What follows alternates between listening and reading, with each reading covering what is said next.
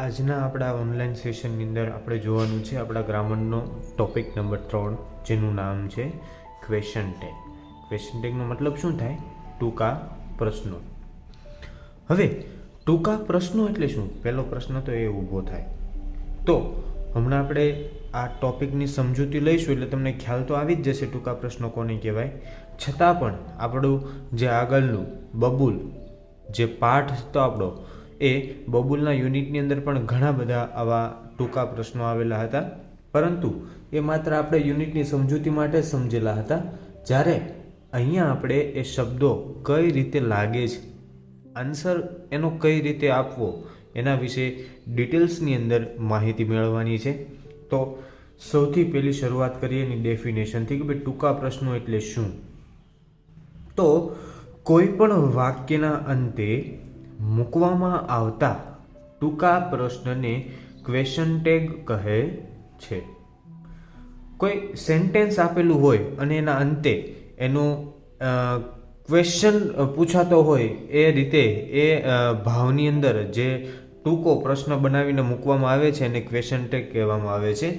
Question tag જે છે એના ઘણા બધા પ્રકારો છે. અહીંયા આપણને મુખ્યના જે 4 પ્રકારો છે એ 4 પ્રકાર આપણને આપણા સિલેબસની અંદર આપેલા છે.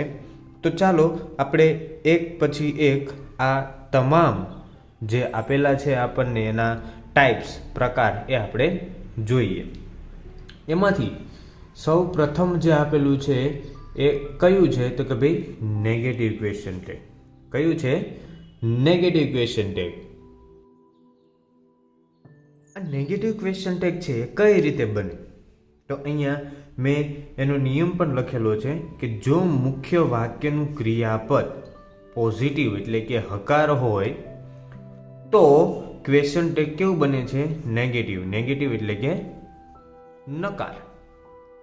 અહીંયા બહુ સરળ નિયમ નંબર 1 અને નિયમ નંબર 2 એ તમામ જે વાક્યો આપણે જોવાના છે બધાની અંદર આ બંને નિયમો લાગશે. એક વાક્ય હકાર હોય તો અને એક વાક્ય નકાર હોય તો. પહેલું વાક્ય છે આપણું વાક્ય જો નકાર હોય તો એનું ક્વેશ્ચન ટેગ હંમેશા કેવું બનશે? હકાર. For example, he is a doctor. એ શું છે? ડોક્ટર. હવે વાક્યનો પ્રકાર જોવો જોઈએ, કયો છે? હકાર છે. કેમ કે ખ્યાલ કઈ રીતે આવે તો કે ભાઈ વાક્યની અંદર જો નોટ એટલે કે નકારાત્મકતાનું ઉચ્ચારણ થયેલું હોય તો આપણે એવું અનુમાન લગાવી શકીએ કે ભાઈ વાક્ય નકાર છે. પરંતુ આ વાક્ય તમે એક્ઝામ્પલની અંદર જે લખેલું છે એ તમે જોઈ શકો છો. આની અંદર કોઈ પણ જગ્યાએ નેગેટિવિટી દર્શાવતો શબ્દ વાપરવામાં આવેલો નથી. એનો મતલબ એમ કે વાક્ય કેવું છે? હકાર. તો અહીંયા આપણે કીધું હતું કે ભાઈ મુખ્ય વાક્યનું ક્રિયાપદ જો હકાર હોય તો એનું ક્વેશ્ચન ટેગ કેવું બને? નકાર. તો અહીંયા સેન્ટેન્સ હકાર છે તો એનું ક્વેશ્ચન ટેગ કેવું બનાવ્યું? નકાર. ઇઝ એનું નકારનું રૂપ ઇઝન્ટ અને હીનું હી. હવે ઇઝન્ટ કઈ રીતે લાગ્યું એ હમણાં આપણે ડિસ્કશન કરીએ.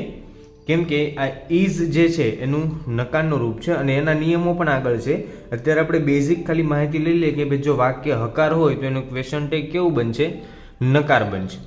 પરંતુ મુખ્ય નોંધમાં લેવાની બાબત કઈ છે કે ભાઈ જો વાક્યમાં કર્તા તરીકે નામ આપેલો હોય તો ફરજિયાત નામનું સર્વનામ કરવું. અહીંયા નામ આપેલું હોય તો નામનું નામ તમે મૂકી શકશો નહીં, પરંતુ નામનું સર્વનામમાં રૂપાંતરણ કરી અને ત્યાર પછી આપણે એનો જવાબ લખવો પડે. કઈ રીતે? તો કે ભાઈ રામ ઇઝ અ ડોક્ટર. અહીંયા સર્વનામ હતું, મેં અહીંયા રામ મૂકી દીધું. Ram is a doctor.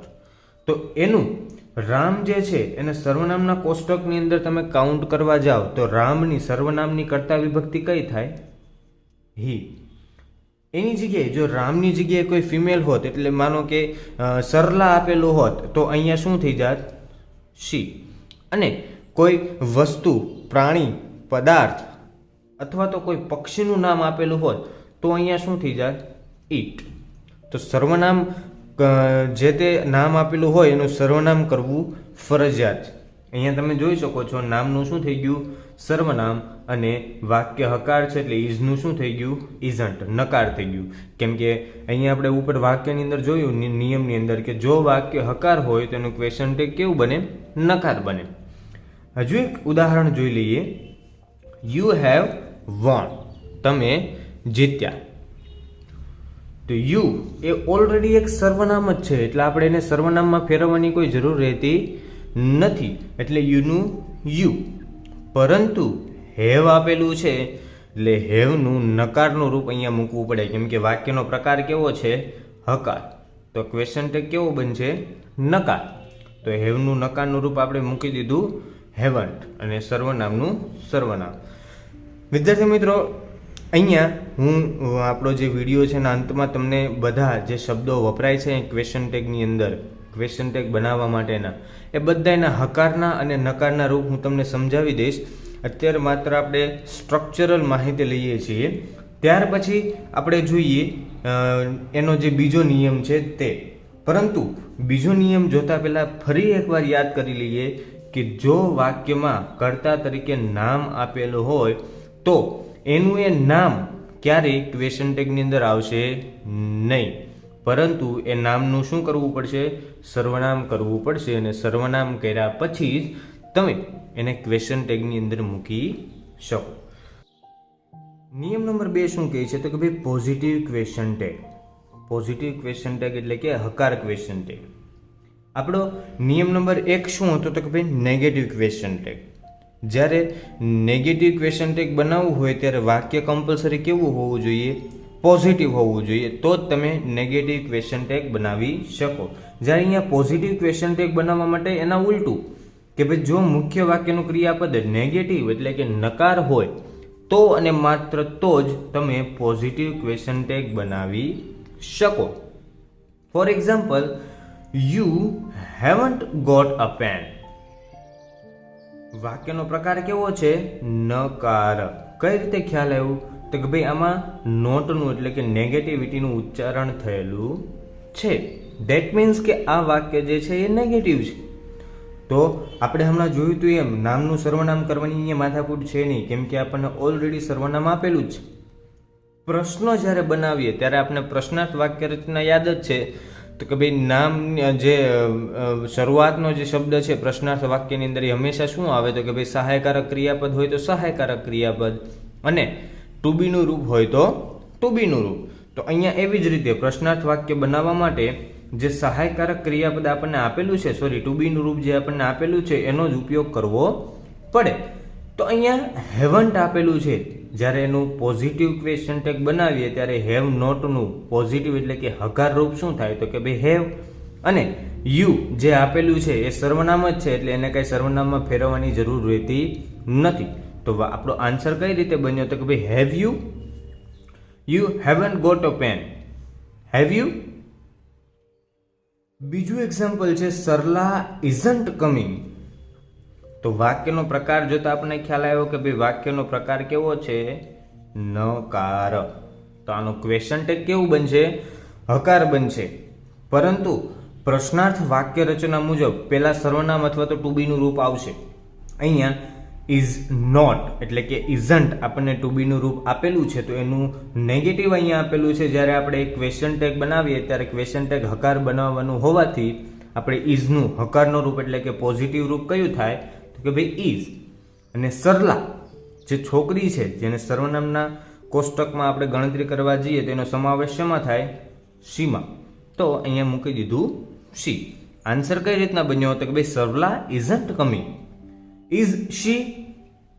Okay, હમણાં આપણે પહેલો નિયમ જોયો તો બંને એકબીજાના ઇન્વર્સ છે. જો અહીંયા વાક્ય નેગેટિવ હોય તો ક્વેશ્ચન ટેગ પોઝિટિવ બને, પરંતુ જો વાક્ય પોઝિટિવ હોય તો એનું ક્વેશ્ચન ટેગ કેવું બનશે? નેગેટિવ, જે આપણે નિયમ નંબર 1 ની અંદર જોઈ ગયા. ત્યાર પછી હવે જોવાનું છે આપણો નિયમ number 3, question tag with to be. Question tag એટલે કે વાક્યની અંદર જો ટુ બી આપેલું હોય, ટુ બીના રૂપો આપેલા જ હોય તો કઈ રીતે ક્વેશ્ચન ટેગ બનાવવું? અહીંયા ટુ બીના રૂપ મેં લખેલા જ છે. Have, has, had, am, is, are was અને વેર, જે આપણે રેગ્યુલરલી ભણતા હોઈએ છીએ અને આપણા સિલેબસમાં છે એ જ મેં મૂકેલા છે કે ભાઈ આ ટુ બીના રૂપ પૈકી જો કોઈ પણ આપેલું હોય તો ક્વેશ્ચન ટેગમાં તેનો જ ઉપયોગ થશે. ફરી એકવાર જોઈએ, જો મુખ્ય વાક્યમાં ટુ બીનું રૂપ આપેલું હોય તો ક્વેશ્ચન ટેગ બનાવવામાં તેનો જ ઉપયોગ થશે. એટલે કે સેન્ટેન્સની અંદર ટુ બીનું રૂપ જો આપેલું હોય તો જ્યારે ક્વેશ્ચન ટેગ બનાવો ત્યારે એ આપેલા જે ક્વેશ્ચન ટેગની અંદર બનાવો જે પ્રશ્ન એમાં આપેલા ટુ બીના રૂપનો જ ઉપયોગ કરવો પડે. એ સિવાય તમે તમારી રીતે કોઈ પણ શબ્દ ઉમેરી શકશો નહીં. અહીંયા તમે જોઈ શકો છો example, Ajit has a book. તો હેઝ અહીંયા છે ક્રિયાપદ, નો ડાઉટ, પણ હેઝ આપેલું છે એટલા માટે તમારે જ્યારે એનું ક્વેશ્ચન ટેગ બનાવો ત્યારે હેઝ નો જ ઉપયોગ કરવો પડે. એ વાક્યના આધારે ડિસાઇડ થશે કે ભાઈ હેઝ હકારનું રૂપમાં આવશે કે ભાઈ નકારના રૂપમાં આવશે. હવે નિયમ નંબર 3 લગાડતા પહેલા નિયમ નંબર 1 અને નિયમ નંબર 2 લગાડવા ફરજિયાત છે. મેં શરૂઆતમાં જ કીધું કે ભાઈ નિયમ નંબર 1 અને નિયમ નંબર 2 એ બધા વાક્યોની અંદર કમ્પલસરી લગાડવા પડશે. અહીંયા સૌથી પહેલા તો વાક્યનો પ્રકાર ઓળખવો પડે કે ભાઈ વાક્ય હકાર છે કે નકાર. તો આ વાક્યને જોતા આપણને ખ્યાલ આવ્યો કે ભાઈ વાક્ય કેવું છે? હકાર. કેમ કે આની અંદર કોઈ નેગેટિવિટી દર્શાવતો શબ્દ છે નહીં, નકારાત્મકતા દર્શાવતો શબ્દ નથી. તો આ હકાર વાક્ય છે તો એનું ક્વેશ્ચન ટેગ કેવું બનશે? નકાર. તો હેઝનો ને હેઝનો જ ઉપયોગ કરવાનો છે. તો હેઝનું નકારનું રૂપ શું થાય? હેઝન્ટ. હવે અજીત આપેલું છે તો અજીતને સર્વનામના કોષ્ટકમાં જો તમે ગણતરી કરવા જાઓ તો એ કોની સાથે સંકળાય? તો કે ભાઈ હી સાથે. કેમ કે અજીત શું છે? છોકરો છે. તો સર્વનામમાં પુરુષની એટલે કે મેલની કર્તા વિભક્તિ કઈ છે? હી. તો હેઝનું હેઝન્ટ અને અજીતનું હી. જવાબ કઈ રીતનો બન્યો? તો કે ભાઈ Ajit has a book, hasn't he. Okay. પછી છે બીજું, આઈ એમ રાઈટ. હું સાચો છું. હવે અહીંયા આઈ જે છે એ ઓલરેડી સર્વનામ જ છે. ઓકે, એટલે એને કાંઈ નામની અંદરથી સર્વનામમાં ફેરવવાની માથાકૂટ રહેતી નથી.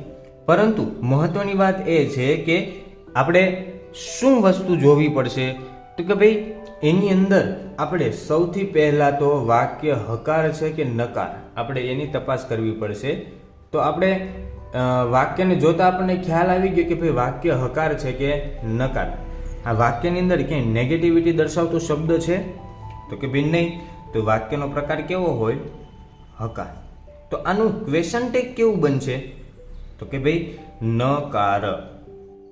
કેમ કે બીજો નિયમ આપણે જોયો હતો કે ભાઈ જો વાક્ય નેગેટિવ હોય તો ક્વેશ્ચન ટેગ પોઝિટિવ, અને નિયમ નંબર 1 આપણે જોયો હતો કે ભાઈ વાક્ય જો પોઝિટિવ હોય તો એનું ક્વેશ્ચન ટેગ નેગેટિવ. જ્યારે અહીંયા વાક્ય આપણું કેવું છે? હકાર એટલે કે પોઝિટિવ, તો એનો ક્વેશ્ચન ટેગ કેવો બનાવવો પડશે? નકાર એટલે કે નેગેટિવ. તો એમનું નકારનું રૂપ છે નહીં, પણ એમના નકારના રૂપ તરીકે આરંટ વપરાય છે. એટલે મેં લખી દીધું અહીંયા આરંટ અને એમનું એમ. M R I M right. આરંટ આઈ. પછી ત્રીજું છે ધ ચિલ્ડ્રન વેર ટાયર્ડ. તો અહીંયા નિયમ નંબર 1 અને નિયમ નંબર 2 લગાડીએ આપણે તો વાક્યનો પ્રકાર કેવો છે? હકાર. તો એનું ક્વેશ્ચન ટેગ કેવું બનશે? નકાર. એ સિમ્પલ થઈ ગયું. હવે નામનું સર્વનામ અહીંયા આપણે કરવું પડશે. કેમ કે અહીંયા ધ ચિલ્ડ્રન આપેલું છે બહુવચન. તો બહુવચનની કર્તા વિભક્તિ કઈ છે? તો કે ભાઈ ધે. હવે વેર આપેલું છે તો પ્રશ્નાર્થ વાક્ય રચના મુજબ પહેલા ટુ બી અથવા તો સહાયકારક ક્રિયાપદ આવે. તો વેરનું નકારનું રૂપ શું છે? તો કે ભાઈ વેરન્ટ. તો આપણે મૂકી દઈએ અને ત્યાર પછી સર્વનામની જે નામનું છે એનું સર્વનામની કર્તા વિભક્તિ કઈ થાય? ધે, જે આપણે મૂકી દીધી. ત્યાર પછી જોઈએ નિયમ નંબર 4.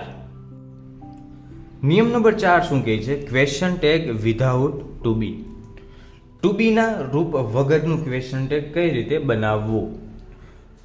તો જો મુખ્ય વાક્યમાં ટુ બીનું રૂપ જે હોય છે, આપણે હમણાં આગળના નિયમની અંદર જોયું, એ ટુ બીના રૂપ પૈકી જો એકેય ટુ બીનું રૂપ આપેલ ના હોય તો ક્વેશ્ચન ટેગ બનાવવા માટે ડુના યોગ્ય રૂપનો ઉપયોગ થશે.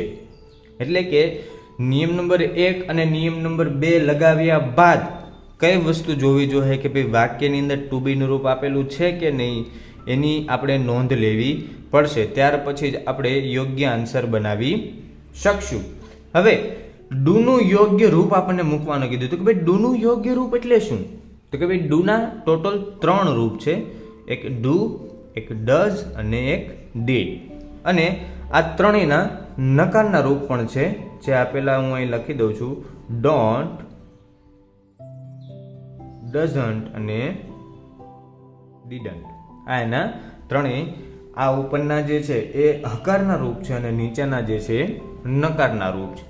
હવે વાક્યની શરૂઆત જ્યારે પણ કરીએ આપણે સમજવા માટે, ત્યારે સૌથી પહેલી વસ્તુ તો એ જોવી પડશે કે ભાઈ વાક્ય હકાર છે કે નકાર, જે આપણે હમણાં આગળના નિયમની અંદર ડિસ્કશન કર્યું. અહીંયા એક્ઝામ્પલ આપેલા છે, એમાં એક્ઝામ્પલ નંબર 1 જોઈએ આપણે. Mister Vyas teaches maths. Mister વ્યાસ જે છે એ ગણિત ભણાવે છે. હવે જોવાનું છે શું? તો કે ભાઈ નિયમ નંબર 1 અને નિયમ નંબર 2, અને ત્યાર પછી આપણે નિયમ નંબર 3 અને નિયમ નંબર 4 ની સરખામણી કરશું. સૌથી પહેલા તો જોવું પડશે કે ભાઈ વાક્ય હકાર છે કે નકાર. તો અહીંયા વાક્ય જોતા આપણને ખ્યાલ આવ્યો કે ભાઈ વાક્ય કેવું છે? હકાર. તો આનું ક્વેશ્ચન ટેગ કેવું બનવું જોઈએ? નકારમાં. વાક્ય પોઝિટિવ છે તો એનું ક્વેશ્ચન ટેગ કેવું બનશે? નેગેટિવ. હવે પ્રશ્ન એવો ઊભો થાય કે ભાઈ વાક્યની અંદર ક્યાંય પણ ટુ બીનું રૂપ અથવા તો સહાયકારક ક્રિયાપદ આપેલું નથી. તો ડુના યોગ્ય રૂપનો ઉપયોગ કરવાનો કીધો. તો હવે ડુના ટોટલ 3 રૂપ છે, 1, 2 અને 3. એમાંથી વળી કોનો ઉપયોગ કરવો? કેમ કે આ બે જે છે એ સાદા વર્તમાન કાળમાં વપરાય અને આ જે છે એ સાદા વર્તમાન કાળમાં સાદા ભૂતકાળમાં વપરાય. તો અહીંયા હજુ એક વસ્તુ આપણે નોંધમાં લેતી જવી પડશે કે ભાઈ જે સેન્ટેન્સ આપેલું છે એ કયા કાળનું છે એ પણ આપણે ધ્યાનમાં લેવું પડશે. ઓલ ઓવર કેટલી બાબતો ધ્યાનમાં લેવી પડશે? એક તો કે ભાઈ જે વાક્ય આપેલું છે હકાર છે કે નકાર તે. બીજી બાબત કઈ? તો કે ભાઈ આપેલ વાક્યની અંદર ટુ બીનું રૂપ છે કે નહીં. અને ત્રીજી બાબત એ કે ડુના યોગ્ય રૂપનો ઉપયોગ કરવાનો છે તો કયા કાળનું વાક્ય છે. જો હકારનું હશે, મતલબમાં વર્તમાન કાળનું હશે તો ડુ અથવા તો ડઝ વપરાશે, અને જો સાદા ભૂતકાળનું હશે તો ડીડ વપરાશે. પછી એ તો વાક્યના પ્રકાર ઉપર ડિપેન્ડ છે કે ભાઈ વાક્ય હકાર છે કે નકાર. એના આધારે તમે ડુના યોગ્ય રૂપ એટલે કે હકાર મૂકવું કે નકારે ત્યાર પછી તમે ડિસાઈડ કરી શકશો. અહીંયા આપણને ખ્યાલ આવી ગયો કે ભાઈ વાક્યનો પ્રકાર હકાર છે, ક્વેશ્ચન ટેગ આપણે નકાર બનાવવાનું છે. પછી જોઈએ કાળ. તો અહીંયા ક્રિયાપદને ઈએસ લાગેલું છે. આવું માત્ર કયા કાળમાં થાય? તો કે ભાઈ એક સાદા વર્તમાન કાળની અંદર જ ક્રિયાપદને એસ કે ઈએસ લાગે છે. તો એના દ્વારા આપણને ખ્યાલ આવી ગયો કે ભાઈ આ કાળ જે છે એ સાદા વર્તમાન કાળનું વાક્ય છે. તો હવે અહીંયા ડુના યોગ્ય રૂપનો ઉપયોગ આપણને શેના આધારે ખ્યાલ આવી જાય? તો કે ભાઈ કર્તાના આધારે આપણને ખ્યાલ આવી જાય. કર્તા ત્રીજો પુરુષ એક વચન છે એટલે અહીંયા શું વપરાશે? ડઝ વપરાશે. હવે ક્વેશ્ચન ટેગ આપણે નકાર બનાવવાનું છે. તો ડુના યોગ્ય રૂપનો એટલે કે અહીંયા આપણે ડઝનો ઉપયોગ કરવાનો છે. તો ડઝનું નકારનું રૂપ શું થાય? ડઝન્ટ. અને નામનું સર્વનામ કરો તો મિસ્ટર વ્યાસની કર્તા વિભક્તિ સર્વનામ મુજબ શું થાય? તો કે ભાઈ હી. તો જવાબ આપણો આખો બની ગયો કે ભાઈ mister Vyas teaches maths. Doesn't he? Same એવી રીતે યુ એન્જોય મ્યુઝિક. અહીંયા વાક્યનો પ્રકાર હકાર છે, ક્વેશ્ચન ટેગ આપણે નકાર બનાવવાનું છે. વાક્યમાં ટુ બીનું રૂપ પણ આપેલું છે નહીં, એટલે આપણે ટુ બીના રૂપ તરીકે ડુના યોગ્ય રૂપનો ઉપયોગ કરવાનો છે. આ વાક્યને જોતા ખ્યાલ આવ્યો કે ભાઈ વાક્ય સાદા વર્તમાન કાળનું છે, કર્તા બહુવચન છે, એટલે આપણે ડુના યોગ્ય રૂપની અંદર ડુનો જ ઉપયોગ કરવાનો છે.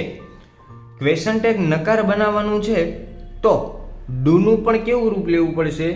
નકારનું રૂપ. કયું? તો કે ભાઈ ડોન્ટ. મૂકી દીધું આપણે અહીંયા ડોન્ટ. નામનું સર્વનામ કરવાની માથાકૂટ છે નહીં, કેમ કે યુ જે છે એ ઓલરેડી સર્વનામ છે, જે અહીંયા તમે ડાયરેક્ટ મૂકી શકો. You enjoy music. Don't you? આપણું સેન્ટેન્સ તૈયાર થઈ જાય. ત્યાર પછી શી ટોલ્ડ ધ ટ્રુથ. અહીંયા આપણને કાળ ઓળખવો પડશે, કેમ કે વાક્ય આપણને ખ્યાલ આવી ગયું કે ભાઈ વાક્ય હકાર છે, ક્વેશ્ચન ટેગ નકાર જ બનશે.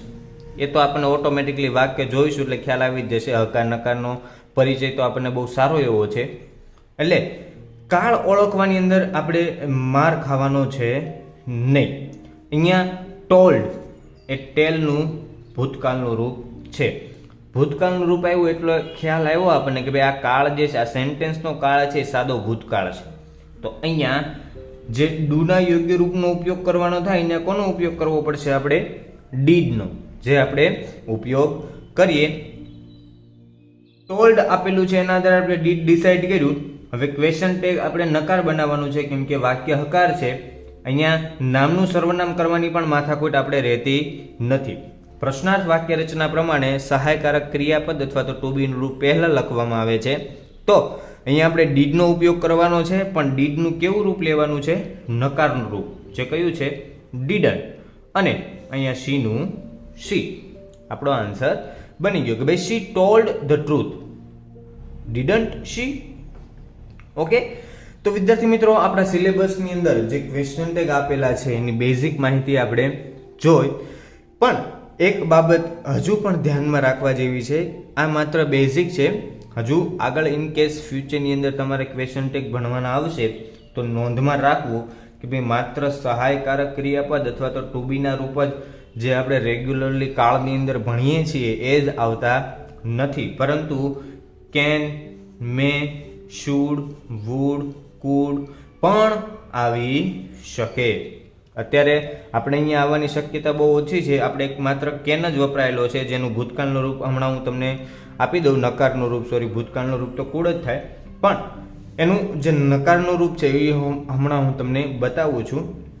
પણ ધ્યાનમાં શું રાખવાનું છે તો કે ભાઈ માત્ર જે આપણે જોયા છે એટલા જ શબ્દ ક્વેશ્ચન ટેગની અંદર આવશે એવું શક્ય છે નહીં. આ શબ્દોનો સમાવેશ પણ એની અંદર થઈ શકે, એટલે ખાલી ખોટું મિસઅન્ડરસ્ટેન્ડિંગમાં આપણે રહેવાનું નહીં. ત્યાર પછી જોઈએ આપણે નકારના રૂપો.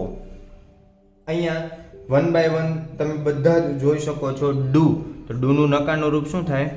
ડોન્ટ. બીજું છે ડઝ, તો ડઝનું નકારનું રૂપ ડઝન્ટ.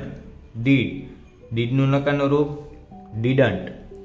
વિલ, તો વિલનું નકારનું રૂપ વોન્ટ. ખાસ યાદ રાખજો વિદ્યાર્થી મિત્રો કે ભાઈ વિલનું નકારનું રૂપ વિલ નોટ લખવાનું નથી. વિલનું નકારનું રૂપ શું છે? વોન્ટ. એટલે જ્યારે નકારનું રૂપ લખવાનું થાય ત્યારે વોન્ટ જ લખવાનું. જો બાય ચાન્સ આ લખી નાખશો તો વાક્ય કેવું પડશે? ખોટું. એટલે ખાલી ખોટી આપણી નાની એવી ભૂલના કારણે આખે આખો આપણો માર્ક્સ જતો રહે એવું આપણે ધ્યાનમાં આપણે એવું કાર્ય કરવાનું થતું નથી. એટલે ખાસ પોટલું વાળી લેવું મગજની અંદર કે ભાઈ વિલનું નકારનું રૂપ વોન્ટ, જે તમે આગળના ધોરણની અંદર કાળ શીખ્યા ત્યારે તમે ભણી ગયેલા જ છો. પછી છે હેવ, તો હેવનું હેવન્ટ. હેઝ, હેઝનું હેઝન્ટ. Had, hadn't. એમ, તો હમણાં આપણે એક્ઝામ્પલની અંદર પણ જોયું હતું કે ભાઈ એમ જે છે એનું નકારનું રૂપ એમન્ટ થતું નથી. ધ્યાન રાખજો, એમનું નકારનું રૂપ એમન્ટ થતું નથી, પરંતુ એનું નકારનું રૂપ શું છે? આરન્ટ. અને આરનું પણ નકારનું રૂપ કયું છે? આરન્ટ. ઇઝનું ઇઝન્ટ, વોઝનું વોઝન્ટ, વેરનું વેરન્ટ, અને કેન, કેનનું છે કેન નોટ, એટલે કે કાન. અહીંયા તમે બંને લખી શકો, કેન નોટ પણ લખી શકો. આ એનું શોર્ટ ફોર્મ છે, આ એનું લોંગ ફોર્મ છે. ઓકે વિદ્યાર્થી મિત્રો, આ સાથે આપણો આ વિડીયો આપણે અહીંયા પૂર્ણ કરીએ છીએ. આપણા આગળના વિડીયોની અંદર આપણે આ જે યુનિટ આપણે જોયું ક્વેશ્ચન ટેગ એની એક્સરસાઇઝ વિશે ડિસ્કશન કરશું. Thank you.